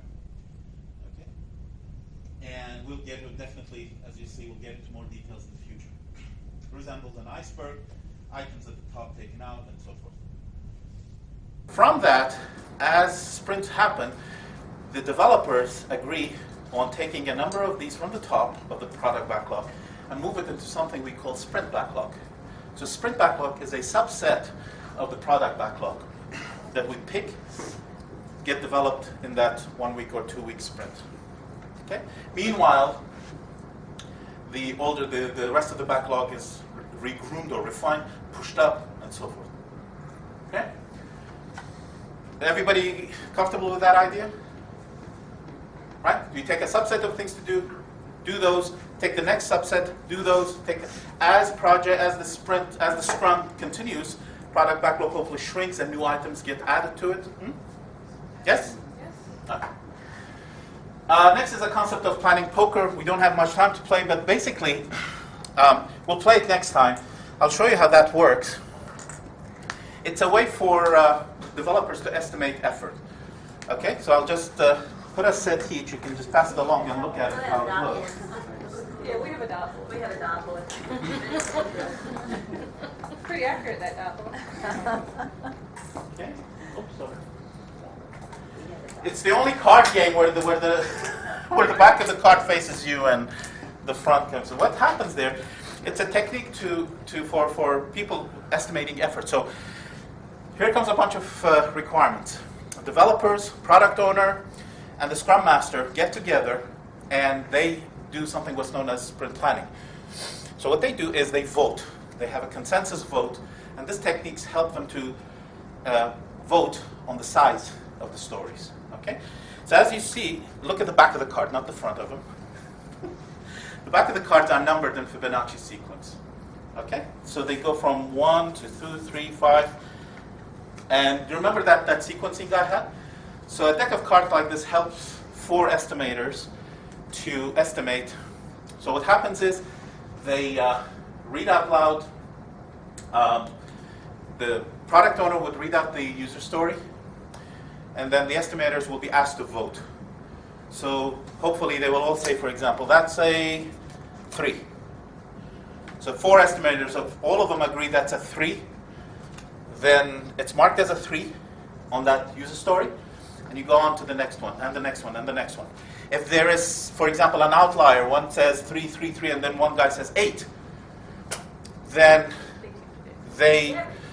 you don't average it. No. Sorry? He's off the project. Off the project. No, you asked. It's sent to the corner. What could cause that? Why would somebody say an 8 when the rest of the estimators say 3? He's a realist. What's a realist? Knowledge. He doesn't have the same He knowledge. could be an SME. He could be more knowledge. Exactly. Less knowledge. So what happens? So we have options, right? You either kill him or you ignore him. To reconsider.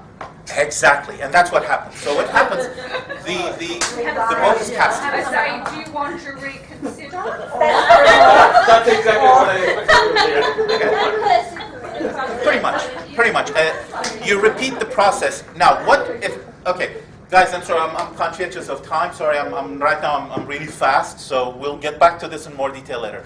What would cause that 8 doesn't go away? It keeps coming back. They vote again. It says 8. What happens then? What are you going to do? What could be causing that? It's stubborn.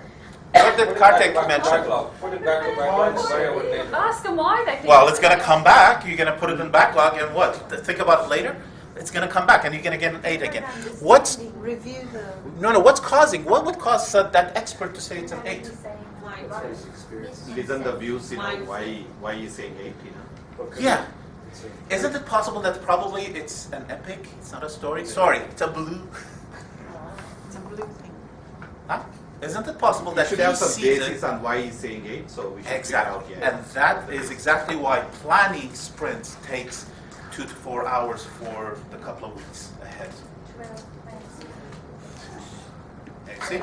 Because that discussion is critical. There's a good chance that it is too big of a story. It needs to be broken down to smaller stories.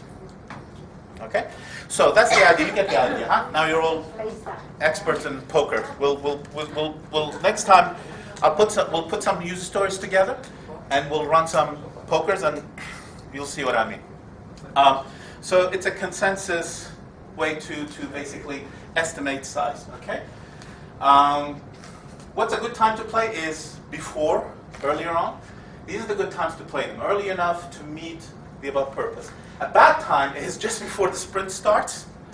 Oh, let's play playing poker. That's too late, because the poor product owner doesn't have time to reflect on. Remember, the key point for this to work is collaboration between customer and developer. Okay, between the pigs and the chicken. So, what are the artifacts? We've gone through the artifacts. Basically, what we do, we use cards from 1 to 8 to vote on user stories. If we voted 13 to 34, we consider that's an epic. So break it down. If it's 55 to 89, we say that's a feature. 144 and bigger, that's a theme. Okay. So how to play, I just explained it to you. Now, what that helps you with, why do you need all of this? You need to be able to comfortable with something that's very important in measuring progress for the team. Velocity is for the team. It's not for the managers, for the murugas and that. It's for the team. And this is one thing I'm critical of tools. Once you put them in the Jiras and the rallies and that, you know what? What's stopping somebody from using them as a whip against the team? Velocity is something sacred to the team. Okay, what's a velocity? From Physics 101. What's the difference between speed and velocity? You see what's happening there, right? Speed, in our terminology, for our purposes, speed is all the efforts that happens to get from A to B. To program the damn thing.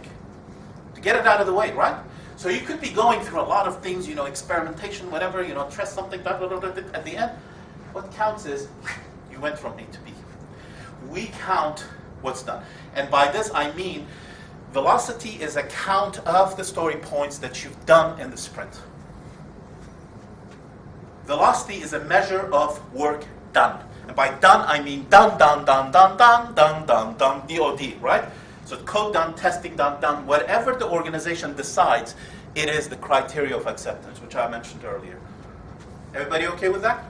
To what point? Why are we measuring the velocity? So that you can get a feel for how much work can you do, how fast can you do it. Velocity isn't something good for the short term. Velocity is useful down the road, like 4 or 5 sprints or more, where you get some ideas. No 2 sprints will be exactly the same, because 2 things. One, the team selects, for example, 8 to do. Next time they select 5 to do. Next time they select 20 to do, right?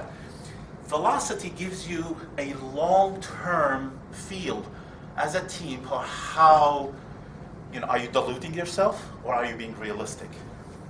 It gives the team that feedback they need to see how much realistically time do they need to tackle something. And I guess, tell you what, that beats anything that traditional ways of estimation works, because it's based on real empirical data, on what really people are able to do. Does that make sense? Sure, yeah. No. Also, how are we going to start collecting this? And what happens here where are you is... going to put it? Who's it going to? It stays with the team usually. Sure. That's all those are valid questions. Keep them in mind, please. Put them in a list. We'll address them. In terms of it stays with the team, like only for the space of that project, because any piece of work we work on, that's once it's done, it'll be a completely different group of us that work on the next one. To an extent, though, but the knowledge doesn't fly away, right? So the next time you form a team, what happens helps you with, hey, with this team composition, I could do so much. You're right. The velocity changes from team to team. If a team member goes on vacation, if a team member goes on parental leave, if new technology is introduced, if faster computers come into play, whatever. Again, that's why it's not a short-term thing, it's a longer-term thing. I mean, it's reasonable to say if a team consistently has a velocity of 20, would be crazy to assume, oh, just 2 months later my velocity is 60, and lie to management and say, yeah, we could do it. Give us 60. See? One of the worst things that you can do in Agile is put back items from the sprint backlog onto the product backlog. It's not a verboten, this is not waterfall. Yes, you can do it as a last mean. But in the first place, why don't you just select the items that you can deliver? Because then you can deliver much faster, cheaper, because you know what the heck you're doing. Okay. So velocity is that this displacement. Velocity is work that's done. Some of the hindrances to velocity would be unresolved impediments, be it technical, be it social, be it political, whatever. And a job of a good Scrum Master is to solve those. One of the key things for a Scrum Master in a Scrum team is to help, and I'm slowly starting interchanging Agile and Scrum, by the way. Scrum is not everything in Agile. Scrum is just one popular technique within Agile, okay?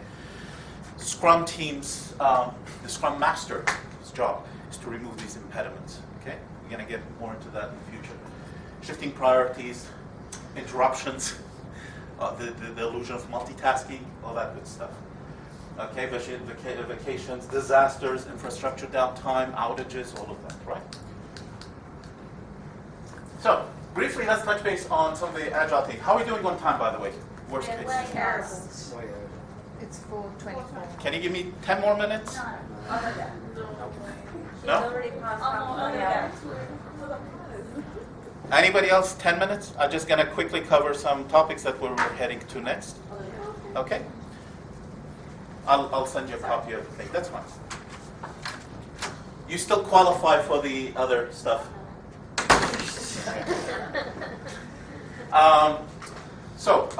You see, this is an example of something, and I was planning, actually, I was thinking I have not enough material, and I was telling Nisha the second half I'm not happy with, I'm going to rework.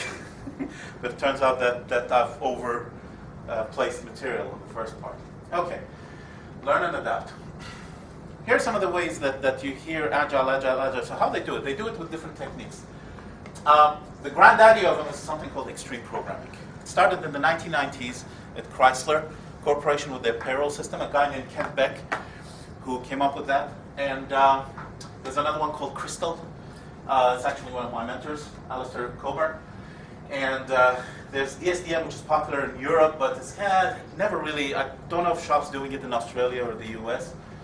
Kanban, you've already seen examples of it, and Scrum. And having said that, let's take a quick look at XP. As I said, this is the granddaddy of Agile methodologies, because things like unit testing, pair programming, stand-up meetings, acceptance testing, all of these started with XP. So it's something that's out there. It demands a very, very high discipline, and I think that's why it's also why it fell into demise, and things like Kanban and Scrum took over, because it really, really needs really high level of discipline. Remember the guy flying through the mountain? Not everybody can do it. But guess what? Thanks to XP, we have Scrum and we have lighter weight processes to help us. Kanban, you already seen that. It's a visual scheduling tool that helps you to basically schedule and monitor work in progress. So for those of you who've seen the Kanban and used it today, probably this is repetitive stuff. I'll just cover it briefly. So what happens with Kanban here, you start with some kind of a backlog of things to do. Okay? You can even use a sprint or a product backlog. Then you start having stages, and each stage represents different increments or different steps in the cycle to get things done. Okay? So like the SR Kanban represents different sections of how a service request starts, the womb to tomb of the service request. At the top, the numbers you guys probably haven't seen in any of the Kanban boards is a work in progress limiter, the width limiter. That allows to say, for this stage, I'm only going to allow 5 items to sit there. That's a way to throttle things. So maybe in our cases we haven't used it yet, but it's a way to limit the work in progress. And that's something you can all agree with. Work in progress is something that usually overwhelms people. Okay? So that's roughly a description of what different stages are. So what happens at each stage, basically you have a doing and done, doing and done. You can have conditions of entry and exit.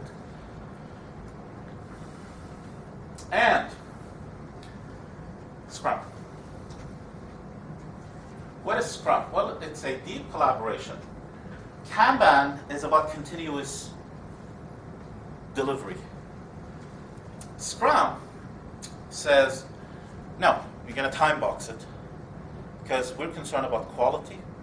We're concerned about the transparency that we need with the customer. So think of Scrum as waterfalls happening step by step. So each step is a very, very short waterfall project. It just happens over and over and over. That's one. The other thing, the way you organize it, you don't do a big business analysis part, design part. No. You do design, coding, testing, design, coding, testing, design, coding, all in quick processions. But if you zoom in, yes, I mean, that's a tiny waterfall at the end of the day because it is sequential. You can't avoid that. But what you're avoiding is that long haul of waiting before you give back any feedback to people. Okay? Again, this is really high level. We'll dig into more details about that. Thing about it is, it has roles. So like I mentioned, there's a development team, which does the work. There is a product owner, which is the single pair of vocals of the customer, the voice of the customer. And the product owner is responsible for managing the product backlog, for prioritizing in collaboration with the development team. The Scrum Master is somebody who makes sure the process happens. Okay? So people meet on time, people's impediment, blockers are taken care of, and those sorts of things. There are a few activities within Scrum. If the sprint is for 2 weeks long, we have, at the beginning of every sprint, there's a planning meeting where what are you going to be doing is going to be prepared. So the stories will be selected, they will be estimated and all that good stuff. And then the sprint starts for, say, for 2 weeks, it's a 10 business day sprint, right? Each day, for up to 15 minutes, the entire team gets together. They have a quick powwow, a synchronization meeting, a coordination meeting. Okay? And you'll see in mobbing, that's blown away. I mean, there's techniques to avoid that as well. I'll show you a quick video at the end. Then halfway into the sprint, there's something that's unofficial. It's not in the Bible of Scrum. It's called a refinement meeting where you kind of prepare for the next sprint by prioritizing some of the work ahead of time. Yeah? So that you don't wait much, you start the next sprint right away. Then the sprint ends with two things. One is a demo or a review. You show what you've done in the last 10 days. What you've done in the last days is an increment. It's coded, it's tested, it's ready to go. It is not necessarily a release, but it can be a candidate to something that goes into a release. It's very important. That's why we call it an increment. We don't call it a release. Okay? So it's a portion of functionality that's developed, tested, coded, it's ready to go. Doesn't mean it's going to be released. Okay? The final part is the retrospect. Yes? Do you have like multiple functionalities in one sprint, or do you just focus on one thing? When you mean multiple functionalities, look at it as those user stories that you have. Remember how we said user stories should be independent, so it's like 3-4 different things. They're different things. Right? So it could be anything that the team and the customer deems to be value, incremental value. Does that answer your question? Okay. So the retrospect is important. Why? Because Good. Retrospect helps you to Demos for the customer, demos for the manager, demos for the people. We did it, we saw it. Yeah. Retrospect is for the team internally to review how well did they do. A retrospect could be a 5-minute meeting. But it could be a longer meeting because you might actually have suffered some things. You might realize, there's some superhero that we need to do something about. There's a technology that's not working. There's techniques that we're trying that's not working. It's something that belongs to the team, how to improve the work of the team. So the job of a good Scrum Master then is to how to make that meeting exciting. Okay? And there's lots of various techniques that we're going to shed more light on. So that's basically Scrum framework. It's really light. There's no prescribed engineering practices or anything like that. It's just a way of doing things. So you start with a product backlog. You select some of it into sprint backlog. You sprint, and you come up with a review, and that's your increment. And then you do a retrospect, and you repeat the cycle. That's it. That's Scrum in 10 seconds. This is how it flows. Let's say we have a Scrum, you want to do a little software that for email. So product backlog says compose email. Sprint goal, you just have to say, pick that epic, bring it down there, refine your product backlog, goes into the sprint backlog, you sprint at it for a couple of weeks, meet every day to synchronize, voila, done the product. And you continue and continue and continue. So, having said that, just quickly, does that scale? Absolutely, and it scales beautifully. Nexus is a framework to do that. There's another one you probably heard of called SAFE. What does SAFE stand for? Scaled Agile Framework Enterprise. Nexus is one that I've used and used successfully with multiple teams. You could have teams up to 90 people do it. By the way, Scrum teams are small. Original Scrum is anywhere from 3 to 7 people. With Nexus, you can go up to 90 people in multiple teams. What you do there at that level, it's still Scrum, but it's a Scrum of Scrums. Okay? And we're going to get into more detail of that again. I know we're out of time for now. There's a higher level that's been out for a couple of years that's called Nexus Plus or Super Nexus. You're looking at up to, I've seen teams of 810 developers. Spotify, for example, has over 500 developers today. You know Spotify, right? The music service company. They're split between Sweden and New York. So yeah, it's doable, it's scalable, and it works. Of course, there's a lot of tricks over there. A couple of things over there is dependencies, cross teams. That's one big challenge to take care of things like that. Is the Scrum something that happens after you've already done your estimating? Estimating is part of that planning, what you do. So you start by planning the product backlog. You estimate your items initially, the size, remember? And then they take it and they break it down to tasks during the sprints. Yeah. So remember, there's that 2-part. There's, here. I have to have decided already how many Scrums I'm going to have to be able to do my estimate. Well, that would be utopia. I don't know how it all. No, that would be utopia. Yeah. What does it take for that to happen? You have to know the requirement exactly. That's not reality, right? No, you but don't know how the there will be requirements at the moment, what Hillary's trying to say is we estimate for the bank because obviously they need a business case, they need to know how much we're going to charge them. So a lot of that estimating would be done up front, and then we'd have the breakdown and the actual work being done in Scrum. That's too much detail to touch on. Yeah. But the brief answer is it is different than looked at, as long as you're separating the two. So you're separating the sizes and estimating from the durations. Okay, I'll leave it at that because. Well, that all has to happen at once. When we estimate, we have to. Okay, not now. We don't have enough time now. There's topics that Isha and I that I've already told. Remember, I said that we need to expand on agile estimation because that's a whole kit and caboodle by itself. There are ways to do it. It's not easy, but it's doable. And in piecemeal, all the different things you're showing all make sense. Just that in my mind, I can't see how. We're trying to fit it into how we work today. Yes. So by piece, when you see, does it make sense?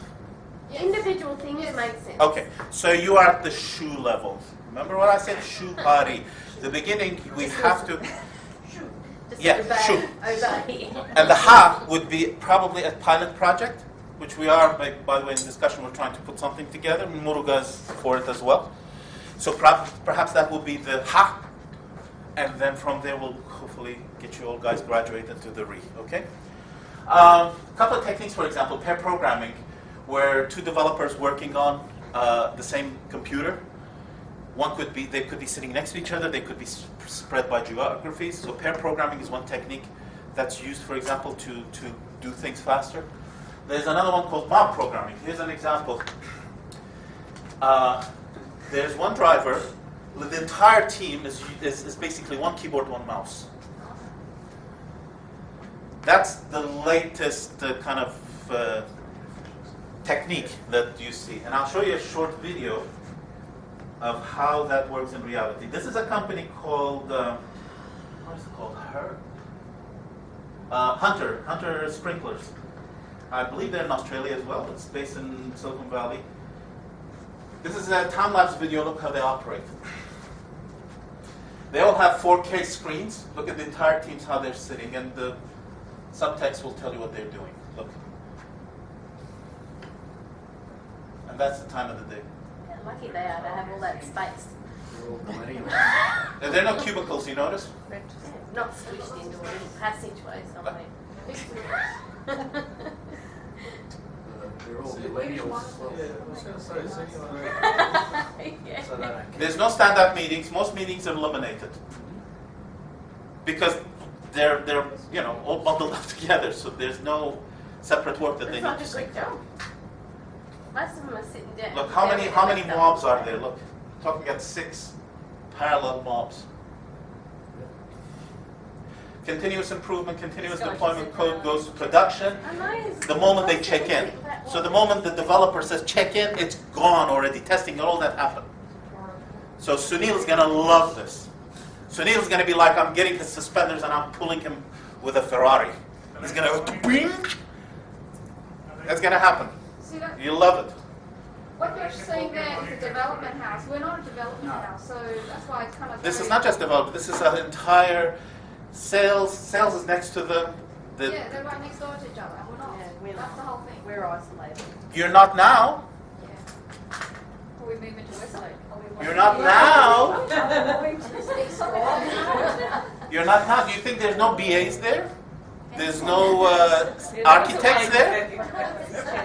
Look at the subtitles. See, these students are going to share. Over there, that's the big. Where are their account managers? There's that guy over there. I know that guy. He's their development. That guy. I know that guy. We have account managers. And it's 1 o'clock. Falls away from us and make decisions about. I want the checker guy's job. Haven't seen him do anything yet. Corporate stretching. Look, they do corporate stretching.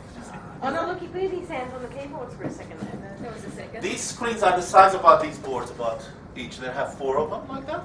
And they tell you the cost. Look, the cost of it is cheaper than cubicles. That's fantastic because they can't possibly be answering any emails, and that would be my dream job. Are you kidding me? They do. They do. But they do it in context. No, this guy in the checker shirt has another thing. Yeah. Sounds like I should send you the link to this video. Please play it back at your time and analyze it. And I'll be happy to answer any questions. I know a couple of people in that settings. By the way, their end product is, guess what? Their end product is a few pieces of software that run sprinkler systems. Exactly. Okay? Sprinkler system. Yeah, not the CGI. That's probably the complexity. The complexity of it is the size of the software is maybe 1/4 of what you guys are doing. But with that capacity, they can tackle much more complicated stuff. Guess what? They have to integrate with like PG&E, Pacific Gas and Electric. That, I guarantee you, that's half of that is mainframe work. So when you say this, no, it applies to DXC work. Are they doing it there? Sorry? Are they doing that there? Yes. They touch mainframe, they touch mid-range. I mean, this is why I'm using it. Anything that I use here, I try to find at least some overlap with what we're doing. Okay? Hunter, yes? All I can see is a product owner, a developer, and a tester. No BA, no project management, nothing. So, And? who are the main stakeholders? Yeah, where's the customer? Okay, two different questions here. I mean, I have friends who work there. I can ask them, get you answers, if they can. What I understand here is this is rare. This is far end. Remember, this is the ultimate Agile, right? We have seen similar project 4 years back with CBA. They had again a product owner, designers, developers, testers on same floor. So I'm looking where am I sitting there as a business analyst when business itself is there. And they want more. That's something that we're going to find answers for. If this is a model that we could do something similar to that. Sorry? These guys have testers in India. These guys, sorry, I lied. Vietnam, I believe, or Philippines. They have testers. What I mean is geographies. Okay? We have testers in India, they have testers offshore. I don't know to what level they are, but they touch mainframe, they touch mid-range just like we do. Okay? So, Woody Zool, you can look them up. Good friend. So thank you for your time, and I'm sorry we went 40 minutes over time. So for next time, as you can see, what we're doing is we're going to take on more. We're going to dig deeper into Scrum and Agile. We'll play some games with these wonderful gadgets. And thank you very much. And if you have any specific questions, you know my email address. Email me or just stop by, throw a kush ball at me. Thank you, guys. Will you be sharing this? Yes, I will. Thank you, Aras. You didn't touch on the business. Thank you. You're welcome. You're welcome. Thank you. You're very welcome. Thanks for coming.